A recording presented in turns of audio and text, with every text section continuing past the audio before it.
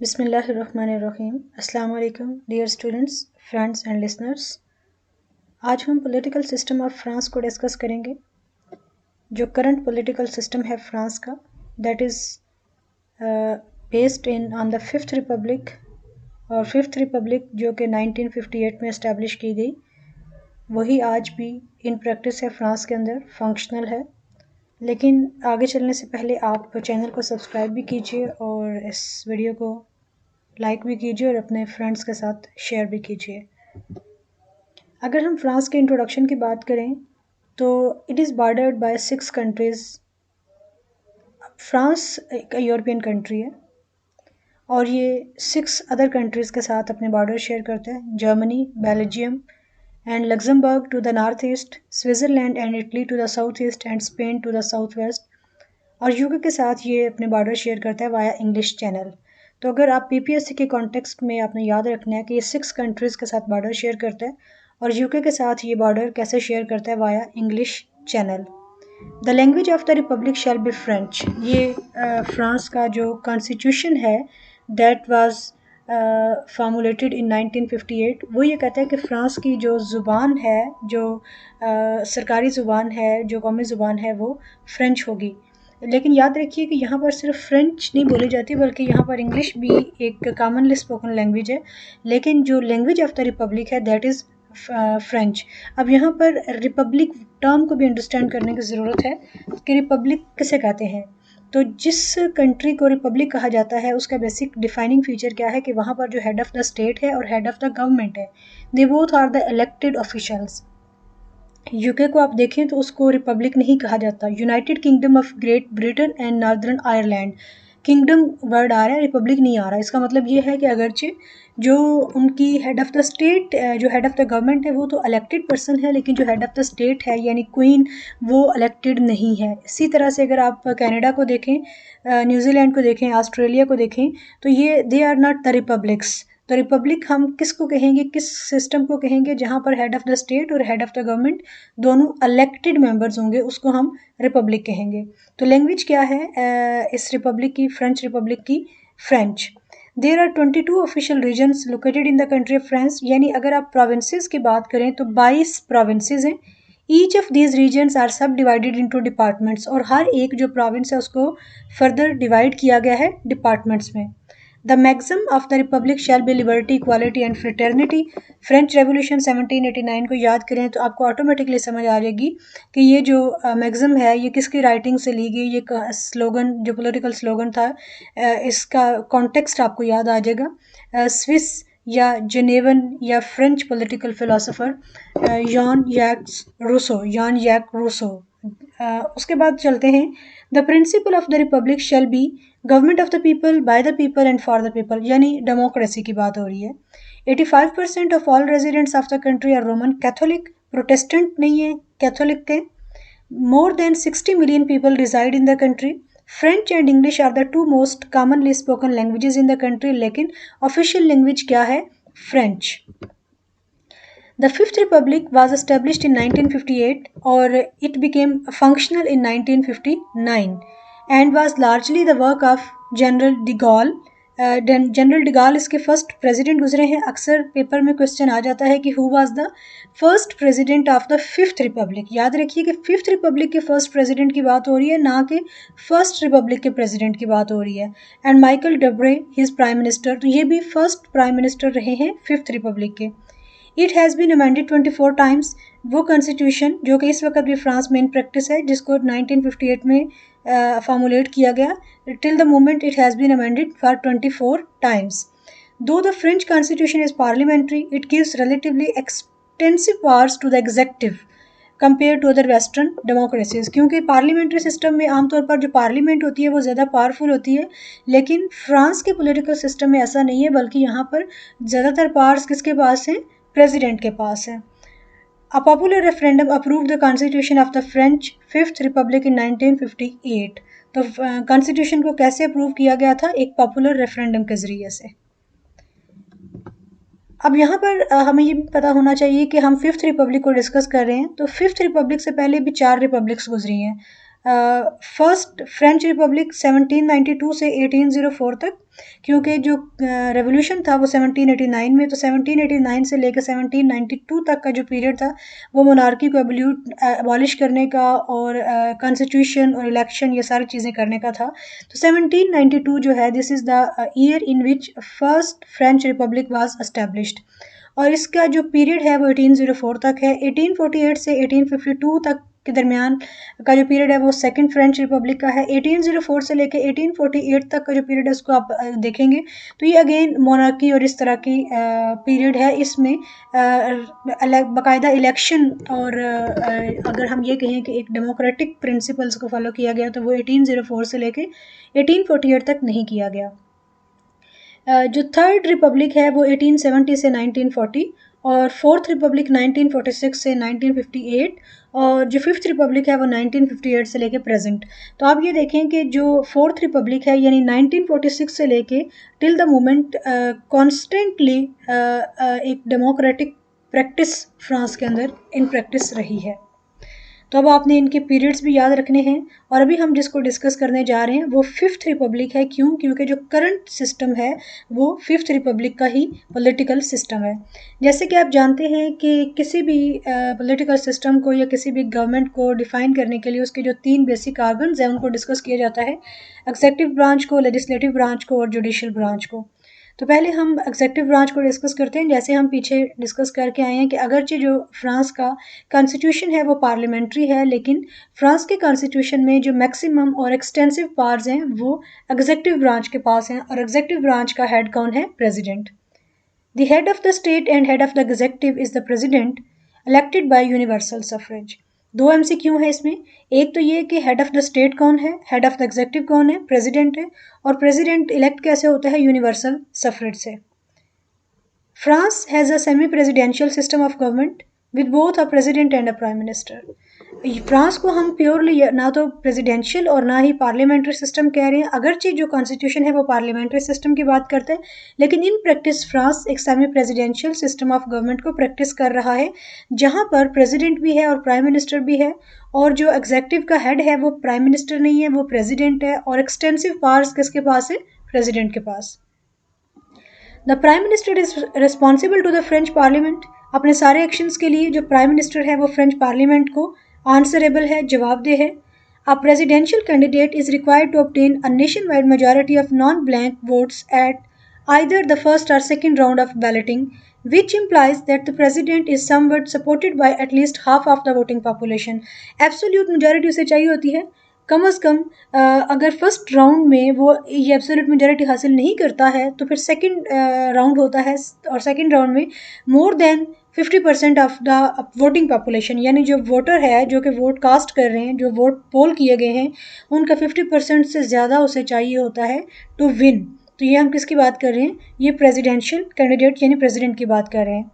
The president of France as head of state and head of executive thus carries more power than leaders of most other European countries, where the two functions are separate. For example, in the UK, the monarch and the prime minister; in Germany, the president and the chancellor. तो France के अंदर ये जो practice है ये थोड़ी सी different है, क्योंकि फ्रांस के अंदर despite of having parliamentary system in theory, लेकिन इन प्रैक्टिस जो मेजॉरिटी पावर्स हैं वो प्रेसिडेंट के पास हैं। प्रेसिडेंट जो है वो हेड ऑफ द स्टेट भी है और साथ ही साथ वो हेड ऑफ द एग्जीक्यूटिव भी है। जो प्राइम मिनिस्टर है वो पार्लियामेंट को अपने सारे एक्शंस के लिए रिस्पॉन्सिबल है, लेकिन प्राइम मिनिस्टर को अपॉइंट कौन करता है? प्रेसिडेंट अपॉइंट करता है। ये बात याद रखनी है। Since May 2017, France president is Emmanuel Macron. Emmanuel Macron 2017 से फ्रांस का प्रेसिडेंट है, who was elected to the post at age 39, यानी 39 ईयर्स इसकी उम्र थी जब ये इस पोस्ट के लिए इलेक्ट हुआ, और ये यंगेस्ट फ्रेंच लीडर है since Napoleon. Originally, a president of the Fifth Republic was elected for a 7 years term. ये पेपर में अक्सर क्वेश्चन आ जाते हैं। Renewable any number of times, यानी अगर हम ओरिजिनल टेक्स्ट देखें कॉन्स्टिट्यूशन का तो उसके मुताबिक जो एक प्रेसिडेंट है उसके लिए जो टर्म्स हैं वो अनलिमिटेड थी, लेकिन 2002 में एक रेफरेंडम के ज़रिए से जो प्रेसिडेंशियल टर्म है उसको रिस्ट्रिक्ट कर दिया गया है up to 5 years।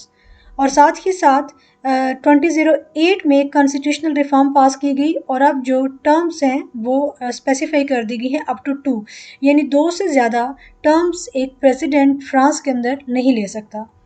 The president, who is also supreme commander of the military, determines policy with the aid of his council of ministers, यानी जो उसकी कैबिनेट है। The residency of the president of the French Republic is the Élysée Palace in Paris. Paris इसका आपको पता है capital city है, तो एलिजे पैलेस है पेरिस में जहाँ पर फ्रांस के प्रेसिडेंट की रेजिडेंसी है। एक और एमसीक्यू आ गया। और मिलिट्री को का सुप्रीम कमांडर कौन है फ्रांस के अंदर? तो प्रेसिडेंट है, ये भी आपने याद रखना है। और प्रेसिडेंट की जो टर्म है उसको 2 टर्म्स तक लिमिट कब किया गया? 2008 के कॉन्स्टिट्यूशनल रिफॉर्म्स के ज़रिए से। और जो इसका टर्म लेंथ है वो 7 ईयर से 5 ईयर्स तक रिड्यूस की गई इन 2002। The president appoints a prime minister, और इस वक्त जो प्राइम मिनिस्टर हैं फ्रांस के अंदर वो यां कैस्टक्स हैं। इसको जीन आप इंग्लिश में पढ़ेंगे, लेकिन अगर आप इसे फ्रेंच लैंग्वेज में प्रोनाउंस करेंगे तो आप इसे यां पढ़ेंगे, यां कैस्टक्स। ये 2020 में इनको अपॉइंट किया प्रेसिडेंट ने। इस वक्त करंट प्रेसिडेंट कौन है? एमेनुअल मैक्रों, जो कि 2017 में इलेक्ट हुए थे। The residency of the French Prime Minister is the Matignon House in Paris. Elysee Palace में प्रेसिडेंट की रेजिडेंसी है और मैटिंगॉ में किसकी रेजिडेंसी है? प्राइम मिनिस्टर की। In theory, ministers are chosen by the PM. In practice, unless the president and the PM are from different sides of the political spectrum, PM and president work together to form a government. यानी in theory अगर हम देखें तो जो council of minister के members हैं उनको PM elect करता चूज़ करता है, लेकिन अगर इन प्रैक्टिस देखें तो प्रेसिडेंट की असेंडेंट अप्रूवल के बगैर ये उनको चूज़ नहीं कर सकता। The president must approve the appointment of government ministers. The cabinet meets on a weekly basis, यानी हफ्ते बाद, and is presided over by the president. और कैबिनेट मीटिंग्स को कौन प्रिजाइड करता है? क्योंकि यही उसका चीफ एग्जीक्यूटिव है, तो प्रेसिडेंट ही उनको प्रिजाइड ओवर करेगा। Ministers determine policy and put new legislation before parliament in the form of bills within the framework of existing law. They apply policy through decrees. Traditionally, the government comprises members of 3 ranks. तो ये जो government के ministers की बात हो रही है, council of ministers की, उनके 3 रैंक्स हैं। ये भी बड़ा इंपॉर्टेंट एमसीक्यू है, पेपर में आ सकता है। Number 1, ministers are the most senior members of the government. Deputy ministers assist ministers. Number 1 ministers, number 2 deputy ministers. और जो डेप्यूटी मिनिस्टर्स हैं उनका काम क्या है? मिनिस्टर्स को असिस्ट करना इन particular areas of their portfolio, यानी उनकी मिनिस्ट्रीज़ के पर्टिकुलर डिपार्टमेंट्स में उनको असिस्ट करने वाला सेकंड रैंक है और उन्हें कहेंगे डेप्यूटी मिनिस्टर्स। और थर्ड रैंक क्या है? Ministers of state against assist ministers in less important areas and attend government meetings only occasionally, यानी वो कभी कभार ही गवर्नमेंट मीटिंग्स को अटेंड करते हैं। कौन? Ministers of state. तो नंबर 1 पे कौन है? मिनिस्टर्स, नंबर 2 पे डेप्टी मिनिस्टर्स और नंबर 3 पे मिनिस्टर्स ऑफ स्टेट। जो मोस्ट इंपॉर्टेंट एरियाज होंगे उनमें मिनिस्टर्स को असिस्ट करेंगे डेप्टी मिनिस्टर्स, और जो लेस इंपॉर्टेंट एरियाज होंगे उनमें उनको कौन असिस्ट करेंगे? Ministers of state. और जो मिनिस्टर्स ऑफ स्टेट हैं वो गवर्नमेंट मीटिंग्स को बहुत कम ही अटेंड करते हैं। Before the founding of the fifth Republic in 1958, some ministers of particular political importance were called secretaries of state. The practice has continued under the Fifth Republic in a purely honorific fashion. Ministers styled Secretary of State are supposed to be of higher importance in the government. Executive branch को हमने discuss कर लिया। President, prime minister, council of ministers, ministers की 3 जो ranks हैं उनको discuss कर लिया। अब हम चलते हैं लेजिस्लेटिव ब्रांच की तरफ। The French Parliament is made up of 2 houses or chambers, यानी bicameral parliament है। The lower and principal house of parliament is the National Assembly and second chamber is the Senate. Upper chamber senate है, lower chamber national assembly है। उसे principal इसलिए कहा जा रहा है क्योंकि जो फाइनेंस है, जो मनी बिल्स हैं, उनके ऊपर इसकी अथॉरिटी है। Members of parliament called deputies are elected by universal suffrage in general elections that take place every 5 years. लेकिन जो सेनेटर्स हैं वो इनडायरेक्ट वोट से इलेक्ट होते हैं और जो नेशनल असेंबली के मेंबर्स हैं वो डायरेक्ट वोट से इलेक्ट होते हैं। आर्टिकल 24 कहता है 1958 कॉन्स्टिट्यूशन का कि parliament shall pass statutes, excuse me students, it shall monitor the action of the government, parliament government के एक्शंस को मॉनिटर करेगी. It shall assesses public policies. It shall comprise the national assembly and the senate. Members of the National Assembly whose number shall not exceed 575. 577 575 national assembly के members हैं और ये single member constituency के मुताबिक elect होते हैं. One vote, one candidate one vote, और ये डायरेक्टली इलेक्ट होते हैं. The senate whose members shall not exceed 348 और 577, दोनों फिगर्स आपने याद रखनी है. सेनेटर्स इनडायरेक्ट सफरेट से इलेक्ट होते हैं और जो नेशनल असेंबली के मेंबर्स हैं वो डायरेक्ट सफरेट से इलेक्ट होते हैं. The senate shall ensure the representation of the territorial communication of the republic. French nationalist living abroad shall be represented in the national assembly and in the senate. जो other countries में रह रहे हैं French nationals, उनको भी representation मिलेगी French parliament में in both the houses, national assembly में भी और सेनेट में भी. कितनी टोटल कंपोजिशन है? 577 एंड 348.